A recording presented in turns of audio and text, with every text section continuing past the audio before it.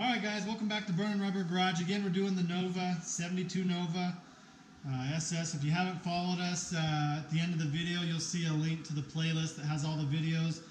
Started life back in the day trying to get it on the road. We pulled this carburetor off. It's an Eldebrock. I believe it's a 750? I believe so. I think it's a 750, 14 something, but that's not a big deal because we've now switched to fuel injection. Let me pull this out for you guys.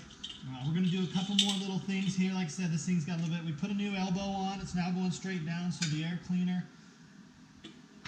can go right on there. And look, it's fitting nice and tight. It's not hanging up on that anymore. While we were doing that, we also trimmed down this stud. It was still kind of pushing up on the hood just a little bit. We put in a new STP filter. The problem is we can't run a 3-inch filter or else this hits up here, and you can kind of see where we tested and it's been done. It hits right there, and you can kind of see it push up on the hood, which is not good for the hood. So we're running this until we can figure out something. We tried to build our own cold air intake, but we just don't have enough room here to do it.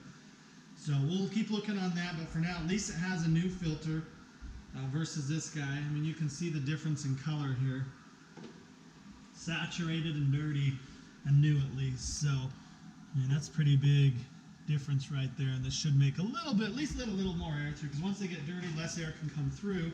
And the other thing we're going to do is we went and got a battery. This one is, what is it, 700 cold cranking amps, but it's also 5 going on 6 years old. We picked up a new battery, 800 cold cranking amps, because when we're starting to crank this, we'll notice our voltage dropped. We talked about it in a little bit in the last video. We were below 10. And even the Fitech representative said you don't want it to be below 10. So with that, we've got the new battery going to go in. We'll get this all swapped over. We added a little coolant. I think we're getting really close to where we can actually, whenever we want, come out, fire this thing up and roll. I'd like to check the rear fluid. Other than that, I think we're ready to roll, don't you? Absolutely. The biggest thing that pisses me off is we're going to have to find a low profile air cleaner. We might just do a single over here, do a big K&N filter or something like that. Just kind of get it away from there. There's already a lot of heat up there, so if we can pull from over here, it's going to have cold air coming in there and up there from the bottom. Probably make a pretty good difference, but we're going to go ahead and we'll get this battery off. Sweet. Sounds good. So we really needed our positive on the right and our negative on the left, which they are. You can see your negative and positives underneath there. So. Yeah, and the red, the positive side will usually be covered with a cap. I don't know if I threw the cap out or if it's still sitting on the ground there, but usually pull the cap off. That's so that something doesn't go over an arc to both and really screw up your battery before you even get it home. So he's tightening that back down. Another nice tip to have is you can give this thing a charge. I like to do a nice slow charge with a brand new battery. Yeah, you've got a battery, and yeah, it probably would start your car from the shop, the store, wherever you got it, but you want to give it a nice good charge to get it up there, because your car might not be enough if you're running a stereo or something. Yeah, it's putting out plenty, but it's also pulling a lot. So you want to be able to make sure you give it a good charge to start and give it a good shot at life with a full charge at least. He's got them on there nice and tight. You don't need to Superman them on there, but you also don't want them loose enough that if you hit a bump, these things come off and you're left on the side of the road wondering what happened because you didn't spend the time, and just put them on there nice and tight. Don't over crank them, but put them on nice and tight. Yeah, don't break a stud, don't break a clip. It's the last thing you want to do. It's fixable, it's just more money, right? Mm-hmm. I should have grabbed a ratcheting wrench, but that's alright, it's kind of tight over there anyways.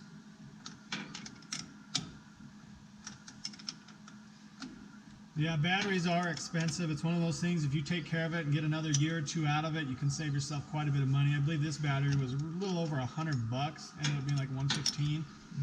5-year warranty. We just got it from Walmart because to me, a battery is a battery as long as you take care of it.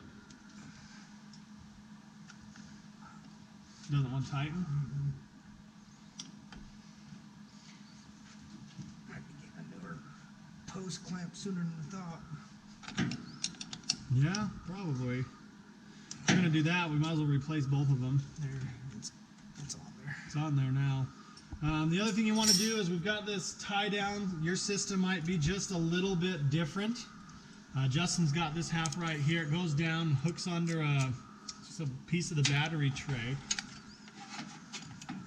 And that holds it and keeps it from jarring, because if your battery starts to bounce and it tips over, you could ground it out and it could weld itself pretty much to something else.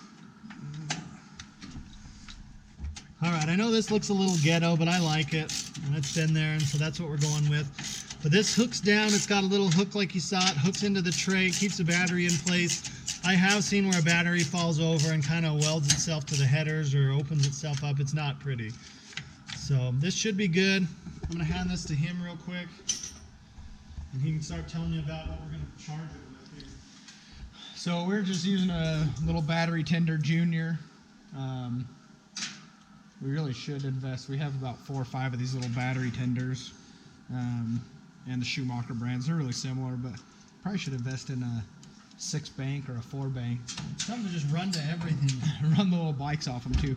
But yeah, we're just these little battery tender juniors just have a little power supply.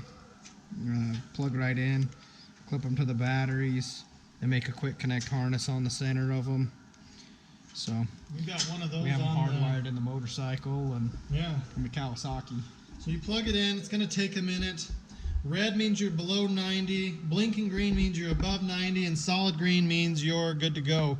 You can leave these plugged up all the time. Yep, they will monitor the battery and give it a trickle charge when it needs it. So just something simple as that. I like to just take it, set it there. I usually angle it towards the house, so I can poke my head out and go, oh, it's green, time to move to the next car, to the next car, to the next car. Because in the winter, the batteries suck when you got to go and you got to spend $100 on batteries. So we're just going to test voltage on this battery real quick. On your multimeter, you have 2 voltage settings. This is AC voltage, see a little squiggly line. We want to be on DC voltage. Which is the solid with the 3 dashes under it, right? Yep. If you have a variable multimeter, you can just set it on DC. This is a non-variable, so we're just going to be at the 20 mark because we should be under 20 volts. This is a cheap one, but it works.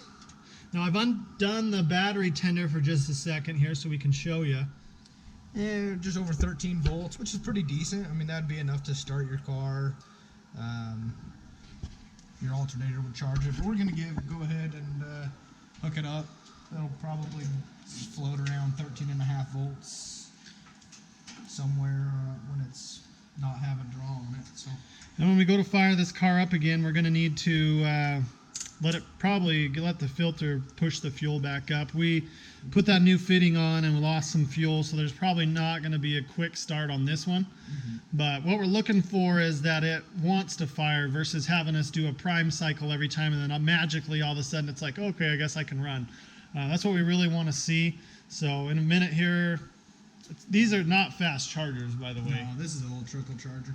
If you want a fast charger, you can get a big one, a big boy charger. We have one. We got one of those, and if you can find one that says engine start, that's the way to go. But one thing you'll want to do is have one of these. I've seen nights where I put this on one of my cars that was almost dead, and it was still charging a day later. I mean, it's a trickle charge. It's just dropping power in there very slowly. Whereas if you need it in a hurry, you put a bigger one on, and then you pretty much everybody does it. You just kind of go and keep checking. So what I'm going to do here is I'm going to turn the park lights on. They on? Yep. The park lights are on because we still had an issue on this side over here, so we unplugged it when we had room to get in there. We got nothing. We're thinking it's this harness over here. Yeah, this harness is shorting out.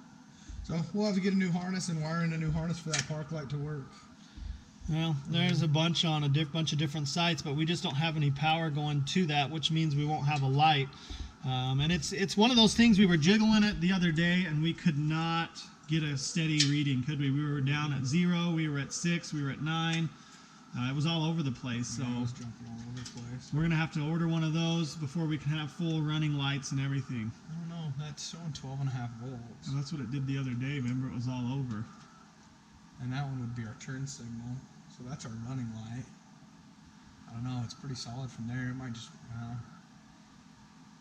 Yeah, it is this harness. I don't know if you can see it, guys, but it's he's not moving it, and it's all over. And there's a point right here. So that's 0, 0. And when he was, there's a 1, and we should see 12, shouldn't we? Mm-hmm. We should see that. Just shorten this wire somewhere. So I'm thinking either we'll do that, or we'll just we'll either buy that, or we'll just run some new wire. And just buy a new harness for it. Just buy a plug. We'll see if we can find a harness. But there's just little things like this that'll get your car from running the way you want it. And Pro tip of the day: tuck your strings in. Tuck your strings in, and make sure your belt buckle's not going to hit your car. Don't wear zippers. I mean, you should work on your cars naked, but just cover everything. We can't film that. The reason he's saying tuck them is if it catches in the fan, in the belt, it'll pull your face right down in there. Chances are you'll suffer quite a bit of damage hitting your face on any of these when this catches your string or this catches your string. Just not worth it. So I usually tuck mine in. He tucks his in. My last hoodie I wore, and I think the last video I pulled the strings out because I'd rather not have that be something that happens to me. Not worth it. Chances are you're going to get pulled down into a hot engine, possibly have a fan to the face because we don't have a shroud. Take the belt before that string even snaps. Because the motor's not going to stop. It'll just keep ripping that string to shreds and pull you down. It's not going to care. And you could try it. I mean, physically, if you had something on this and you tried to hold the motor from doing it, you're going flying. Yeah. It's not going to happen. So protect your face, protect your paint. that's about all you need in life. Good paint, a pretty face. All right, guys. Hey, hope you enjoyed that last little bit of footage. That was stuff I forgot about, honestly. So with that being said, Camaro already has fuel injection. It's the first time in a long time that hood's been down without something needing to be done on it. Time to go take it out and run. We just got some snow and it's pretty cold. So hopefully the next time you see that car like you saw in the last video, she's out on the street. We'll let the Fitech do its thing, but I did want to show you guys, tight squeeze to get in here, the Fitech in this. Let's see if she'll fire up.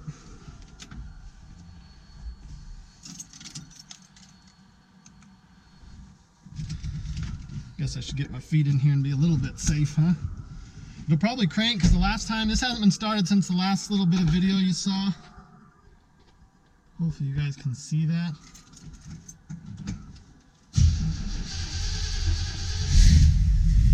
That's not bad.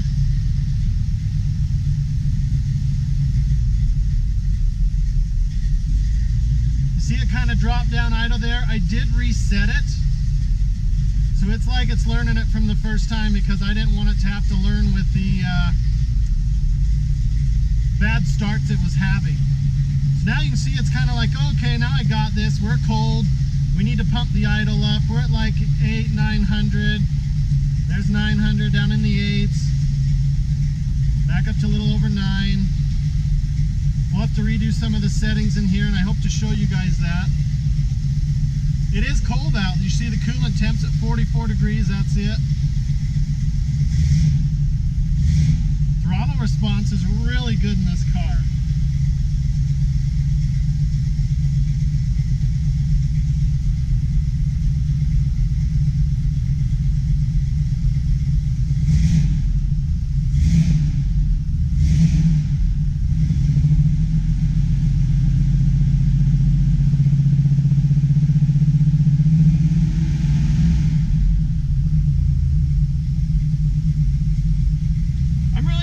With how this car works and runs now. Hopefully you guys can see me. It is dark out. Battery's going to die on the GoPro. This car's ready to go out and hit the street. Camaro's ready to go out and hit the street, and it's almost getting to weather. We can take these little bikes out and go play. So thanks for watching. We're up over 1,100 subscribers now. Let's kill this guy. Hit my switch there. We're up over 1,100 subscribers. That's pretty freaking awesome, and we keep going up. Hopefully you guys are enjoying the content we're bringing you. We keep trying to change things up just a little bit. This last video, I know I threw in a bunch more of us chatting because a lot of the times that stuff gets left out because I'll try and keep it shorter for you guys. Now I stink, so I'm going to go shower, and then that's the problem with the old cars. They still stink. It's better. Like you can see in my garage back in the day, you wouldn't be able to see the wall over there because of all the exhaust this put out. But this guy started up. It doesn't shoot out tons of nastiness anymore. Neither does the Camaro. They both smell a lot better, but they don't have any cats, so it doesn't get cleaned up any, and I don't want to add cats. Cats kill sound. Old cars have a certain sound I believe they should have. So with that being said, thanks for watching. If you haven't subscribed already, go ahead and do that. If you want to get notified every time a new video goes up, hit the bell. Thanks for everybody who comments, likes, shares. Anyways, again, thanks for watching. Hit subscribe if you can. Hit the thumbs up if you liked it and made it this far, and hopefully you enjoy this. Hopefully soon you'll see them out on the road. We'll see you on the next one.